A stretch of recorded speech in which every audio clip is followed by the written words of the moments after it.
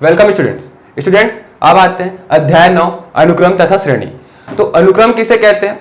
किसी संख्याओं को निश्चित रूप में लिखना ही अनुक्रम कहलाता है। ठीक है, जैसे कि मैं उदाहरण दूं तो अनुक्रम जैसे कि 1 2 3 4 5 डॉट डॉट डॉट। ठीक है, ये अनुक्रम में लिखा हुआ है 1 2 3 4 5। ठीक है, लाइन से चलते जा रहा है सीक्वेंस से। और एग्जाम्पल क्या लिख सकता हूं? 2 4 6 8 10। देखिए सब में 2 का गैप है, तो ये भी एक निश्चित रूप से लिखा गया है जिसमें 2 का गैप है। ठीक है, इसे हम अनुक्रम कहते हैं। अब आता है श्रेणी। तो देखिए श्रेणी किसे बोलते हैं? ये भी अनुक्रम के जैसे ही होता है। अनुक्रम में हम कॉमा यूज करते हैं और जब श्रेणी की बात आती है तब हम प्लस से डिनोट करते हैं। ठीक है, कॉमा की जगह प्लस हो जाता है। तो जैसे कि ये वाला एग्जांपल दिया था, इसको हम श्रेणी में प्लस करके लिखेंगे तो 1 + 2 + 3 + 4 सो ऑन। ठीक है, इसे 2 + 4 + 6 + 8 + 10 सो ऑन। ठीक है, तो ये श्रेणी कहलाता है, ये अनुक्रम कहलाता है। अब देखिए श्रेणी मुख्य रूप से 3 प्रकार का होता है। हमारे सिलेबस में 2 प्रकार का श्रेणी दिया हुआ है। ठीक है, तो पहला होगा एपी यानी कि अरिथमेटिक प्रोग्रेशन, जिसे हम हिंदी में समांतर श्रेणी बोलते हैं, और दूसरा होता है जीपी यानी कि गुणोत्तर श्रेणी। अब देखिए ये समांतर श्रेणी क्या होता है, गुणोत्तर श्रेणी क्या होता है? समांतर श्रेणी हम लोग क्लास 10th 10वीं में पढ़े कक्षा। ठीक है, क्या पढ़े कि समांतर श्रेणी एक ऐसा निश्चित रूप से आगे बढ़ता है जो किसी का प्लस हो। ठीक है, यानी कि योग किसी एक कॉमन नंबर से योग होके बढ़ते जाए। जैसे कि मैं अगर एग्जांपल दूं तो 2 से मैं चालू करता हूं, तो मैं 2 को लेता हूं कांस्टेंट जिससे वो बढ़ते जाएगा। तो 2 प्लस करूंगा 2 में क्या होगा 4, फिर 2 प्लस करूंगा क्या होगा 6, फिर 2 प्लस करूंगा क्या होगा 8, फिर 10। तो ऐसा बढ़ते जाएगा। ये हुआ समांतर श्रेणी में जिसमें +2 होते गया। ठीक है, हम प्रश्न वाली 9.23 तरफ देखेंगे कि जीपी के बारे में पढ़ेंगे, गुणोत्तर श्रेणी। तो गुणोत्तर श्रेणी क्या होता है? जो मल्टीप्लाई होता हो किसी एक कांस्टेंट नंबर से। तो जैसे कि अगर मैं श्रेणी 2 से स्टार्ट करूं तो 2 से 2 गुना करूं कितना आएगा 4, फिर 8, फिर 16, फिर 32, ऐसा ही बढ़ते जाएगा। ठीक है, यानी कि हमें समांतर श्रेणी में डी मिलेगा। डी यानी कि डिफरेंस। ठीक है, ये दोनों के बीच का डिफरेंस मिलेगा जो प्लस होके बढ़ते जाता है। और जीपी यानी गुणोत्तर श्रेणी में हमें आर मिलेगा। आर यानी कि जो रेशियो बोलते हैं इसको। ठीक है, जिस रेशियो से वो बढ़ते जाता है, अनुपात से। जैसे कि गुना 2 हुआ, फिर गुना 2 हुआ, तो आर इसमें 2 है, इसमें डी 2 है। ठीक है, अब देखिए व्यापक पद किसको बोलते हैं? तो व्यापक पद होता क्या है? व्यापक पद यानी कि nth पद है ना, यानी कि nवां पद बोल सकते हैं। ये एक इक्वेशन टाइप होता है। जैसे कि हमारे पास कोई श्रेणी है 2 4 6 8 10। ठीक है, ये अनुक्रम है हमारे पास। तो इसका हमें व्यापक पद अगर कुछ ढंग से दिया होगा जो कि n के फॉर्म में होगा, जिसे हम an से डिनोट करते हैं। ठीक है, व्यापक पद को an से डिनोट करते हैं। तो an equal to suppose 2n + 3 ये है। ठीक है, मैं ये मान लेता हूं कि इस अनुक्रम और श्रेणी का ये व्यापक पद है। तो हम इसके मदद से इस श्रेणी का कोई सा भी पद निकाल सकते हैं। देखिए इस श्रेणी का पहला पद ये है, तो देखिए पहला पद को हम a1 बोलते हैं, इसको a भी बोलते हैं। ये पहला पद हुआ। दूसरा पद को a2, तीसरा पद को a3, a4, a5 ऐसा चलते रहता है। लास्ट में an आता है। ठीक है, तो an हमें अगर इसका 5वां पद अगर निकालना होगा, हमें पहला दूसरा तीसरा चौथा 5वां पद दिया है, अगर 5वां पद निकालना होगा या 6वां पद निकालना होगा तो n की जगह वो नंबर रख देना है जो पद निकालना है। ठीक है, जैसे कि मेरे को अगर 6वां पद निकालना है तो a6 का रख दूंगा, n की जगह 6 रख दूंगा, तो n की जगह 6 रखूंगा और जो नंबर आएगा वो ये जो दिया होगा श्रेणी उसका 6वां पद होगा। ठीक है, तो इसको हम बोलते हैं व्यापक पद। और पहला पद को a से डिनोट करते हैं, दूसरा पद को a2, a3, a4, a5 ऐसा चलते जाता है।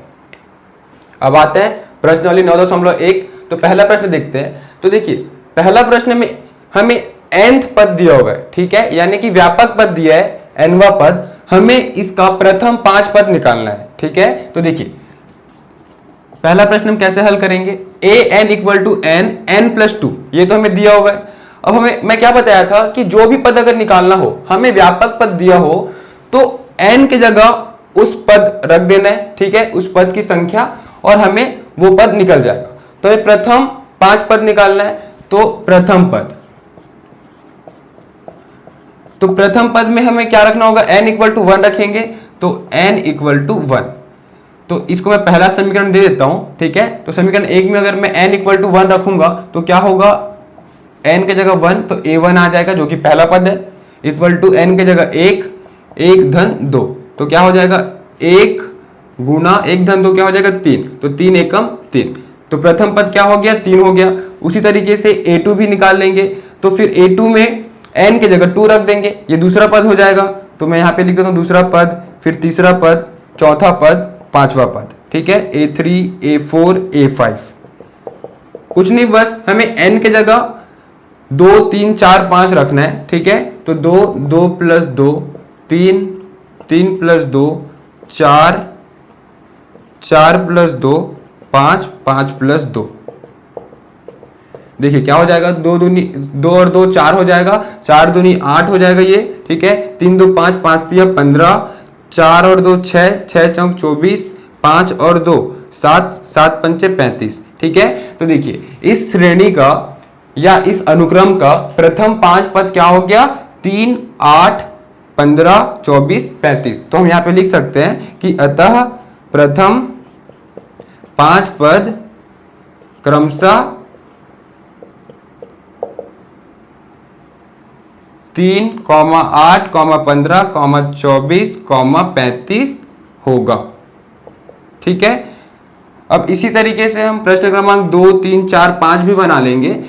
हमें प्रथम पद अगर निकालना है तो a1 n के जगह 1 रख देंगे, द्वितीय पद के लिए a2, तो हम ऐसा लिख सकते हैं प्रथम पद, फिर ब्रैकेट में n इक्वल टू 1, तो a1 equal to 1 upon 1 plus 1, तो क्या हो जाएगा 1/2। फिर यहाँ पे हम लिखेंगे द्वितीय पद, तो n इक्वल टू 2, तो a2 equal to 2 upon 2 plus 1, तो 2 अपॉन 3 हो जाएगा। फिर ऐसे ही तृतीय पद के लिए a3 equal to 3 upon 3 plus 1, तो क्या हो जाएगा 3 अपॉन 4। चौथा पद, पांचवा पद भी निकाल लेते हैं, a4 equal to 4 upon 4 plus 1, तो क्या हो जाएगा 4/5। पांचवा पद तो a5 equal to 5 upon 5 plus 1, तो 5 अपॉन 6, ठीक है। तो हम क्या लिख सकते हैं, अतः प्रथम 5 पद क्रमशः 1/2, 2/3, 3/4, 4/5, 5/6 होगा। अब आते हैं प्रश्न क्रमांक 3। तो देखिए प्रश्न क्रमांक 3 क्या दिया है, an इक्वल टू 2 का पावर n, तो ये व्यापक पद हमें दिया हुआ है या nवा पद बोल सकते हैं जो दिया हुआ है। हमें प्रथम 5 पद निकालना है, तो सबसे पहले प्रथम पद के लिए n इक्वल टू 1 रखना पड़ेगा, ठीक है, प्रथम पद के लिए, और द्वितीय पद के लिए 2, फिर तृतीय पद के लिए 3, लाइकवाइज ऐसे चलते जाएगा, ठीक है। तो a1 इक्वल टू क्या होगा 2 का पावर 1, तो 2 का पावर 1 क्या होगा 2, फिर a2 इक्वल टू 2 का पावर 2 क्या हो जाएगा 4, a3 इक्वल टू 2 का पावर 3। बस हमें n के जगह जो नंबर है उसको रखते जाना है, ठीक है, जो पद निकालना है। तो 2 का पावर 3 क्या हो जाएगा 8, फिर a4 a5, 2 का पावर 4, 2 का पावर 5, तो 2 का पावर 4 क्या हो जाएगा 16, और 2 का पावर 5 क्या होगा 32। तो हम लिख सकते हैं अतः दिया गया अनुक्रम या nवा पद, ठीक है, का प्रथम 5 पद 2, 4, 8, 16, 32 होगा, ठीक है। तो इसी तरीके से प्रश्न क्रमांक 4 बन जाएगा, ठीक है, तो मैं उसे बता नहीं रहा हूं। अब देखते हैं प्रश्न क्रमांक 5। तो देखिए प्रश्न क्रमांक 5 में क्या दिया है, an इक्वल टू -1 का पावर n-1, 5 का पावर n+1। तो सबसे पहले हमें प्रथम पद निकालना होगा, तो प्रथम पद के लिए हम लिखते हैं प्रथम पद, जो कि क्या होता है a1 होता है, हमें n इक्वल टू 1 रखना पड़ेगा, ठीक है। तो n के जगह 1 रख देंगे, तो a1 इक्वल टू -1, n के जगह 1 - 1 हो जाएगा, फिर 5, n के जगह 1, फिर +1।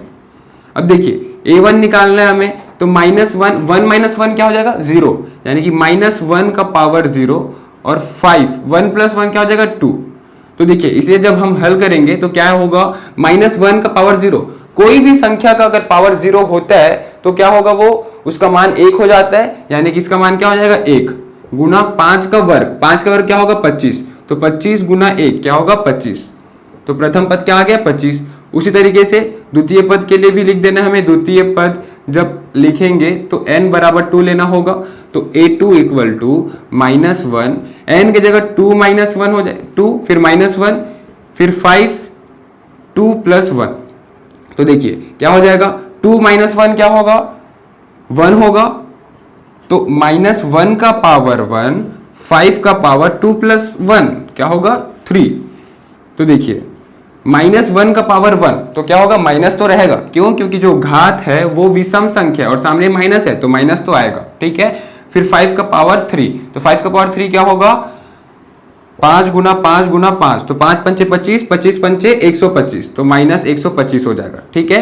इसी तरीके से तीसरा पद, चौथा पद, पांचवा पद निकल जाएगा, ठीक है। तो देखिए तीसरा पद हम निकालते हैं, तो n इक्वल टू 3 लेना होगा, तो a3 इक्वल टू -1 का पावर 3 - 1, 5 का पावर 3 + 1, ठीक है। तो क्या होगा ये 3 - 1 क्या होगा 2, तो -1 का पावर 2, तो देखिए यहाँ पे घात क्या है सम संख्या है और सामने ये माइनस है, तो सम संख्या है तो ये माइनस हट जाएगा, तो क्या बचेगा खाली 1 हो जाएगा ये, और गुना 5 का पावर क्या हो जाएगा 4, तो 5 का पावर 4 क्या होगा, तो 5 गुना 5 गुना 5 गुना 5, तो 5 पंचे 25, 25 पंचे 125, तो 125 पंचे क्या हो जाएगा 5 पंचे 25 का 5 कैरी 2, 5 दूनी 10, 10 और 2 12, 5 एकम 5, 625, ठीक है। तो 625 ये हो गया, तो A3 कितना आ गया 625। तो देखिए ये प्रथम 3 पद तो आ गया, अब इसी तरीके से चौथा पद और पांचवा पद भी निकाल लेना, ठीक है। तो इस तरीके से प्रश्न क्रमांक 6 भी बन जाएगा, तो प्रश्न क्रमांक 6 तक कंप्लीट। अब देखते हैं प्रश्न क्रमांक 7, तो देखिए क्या दिया है, हमें nवा पद दिया हुआ है, वांछित पद ज्ञात करना है, यानी कि जो पद पूछा गया है वो ज्ञात करना है। तो देखिए सातवां प्रश्न में an इक्वल टू 4n - 3, ये nवा पद दिया हुआ है, ठीक है। हमें वांछित पद यानी कि a17 ज्ञात करना है और a24 ज्ञात करना है, ठीक है। तो देखिए जैसे कि हम इसके पहले के प्रश्न में प्रथम 5 पद निकालते थे, तो पांचवा पद निकालने के लिए n की जगह 5 रखते थे, इसी तरीके से यहाँ पे 17वां पद निकालने के लिए n की जगह 17 रखेंगे, ठीक है। तो देखिए क्या करेंगे a17, ठीक है, a17, तो हम लिखेंगे n इक्वल टू 17, तो n इक्वल टू 17 रखेंगे, तो a17 इक्वल टू 4 × 17 - 3, तो क्या हो जाएगा 17 चौक कितना हो जाएगा, ये हो जाएगा 68 - 3, ये हो जाएगा 65, तो a17 यानी कि 17वां पद क्या हो गया 65, ये हो गया आंसर। अब दूसरा और क्या पूछा है 24वां पद, तो a24 यानी कि n इक्वल टू 24 हमें निकालना है, तो n की जगह 24 रख देते हैं, a24 इक्वल टू 4 × 24 - 3, तो देखिए क्या हो जाएगा 24 चौक क्या हो जाएगा 96 - 3 क्या हो जाएगा 93, तो 24वां पद क्या हो गया 93। तो इस तरीके से दोनों आंसर आ गया। अब देखते हैं प्रश्न क्रमांक 8, तो प्रश्न क्रमांक 8 में nवा पद क्या दिया है an इक्वल टू n² / 2 का पावर n, हमें a7 यानी कि 7वां पद निकालना है, ठीक है। तो 7वां पद यानी कि n इक्वल टू 7 है ना, तो n की जगह 7 रख देंगे, 7 का स्क्वायर 2 का पावर 7, तो 7 का वर्ग क्या होगा 49 बट्टे 2 का पावर 7 क्या हो जाएगा 128, ये दोनों आपस में कटेगा क्या, नहीं कटेगा, तो फिर ये हो गया उत्तर जो कि 7वां पद है, तो a7 आ गया 49 बट्टे 128। अब आते हैं प्रश्न क्रमांक 9, तो देखिए क्या दिया है, हमें nवा पद दिया है an इक्वल टू -1 का पावर n - 1 इंटू n का क्यूब, a9 निकालना है, ठीक है, यानी कि हमें n इक्वल टू 9 रखना है, तो n की जगह 9 रख देंगे, तो a9 इक्वल टू -1 का पावर 9 - 1 9 का क्यूब, a9 इक्वल टू -1 का पावर 9 - 1 क्या हो जाएगा 8, तो -1 का पावर 8 हो गया और 9 का क्यूब, तो a9 इक्वल टू देखिए क्या होगा -1 का पावर 8, तो 8 सम संख्या है और सामने -1 है यहाँ पे, इसका मतलब ये माइनस हट जाएगा, तो 1 का पावर 8, तो 1 का पावर 8 क्या होगा 1, तो 1 इंटू 9 का पावर 3 क्या होगा 729, 729 होगा। तो A9 इक्वल टू 729, ये हो गया उत्तर। अब देखिए प्रश्न क्रमांक 10 देखते हैं। हमें nवा पद दिया हुआ है A20 निकालना है, इसका मतलब n की जगह हमें 20 रखना है, तो A20 निकाल लेते हैं अपन। 20 इंटू 20 माइनस 2 अपॉन 20 प्लस 3, तो देखिए क्या हो जाएगा 20 गुना 20 में 2 घटा देंगे कितना बच जाएगा 18, तो 20 गुना 18 बट्टे 20 और 3 क्या हो जाएगा 23 इक्वल टू 18 दूनी 36 यानी कि 360 बट्टे 23, ये दोनों आपस में नहीं कटेगा, तो 360 बट्टे 23 ये क्या हो गया 20वां पद। तो अतः ये उत्तर हुआ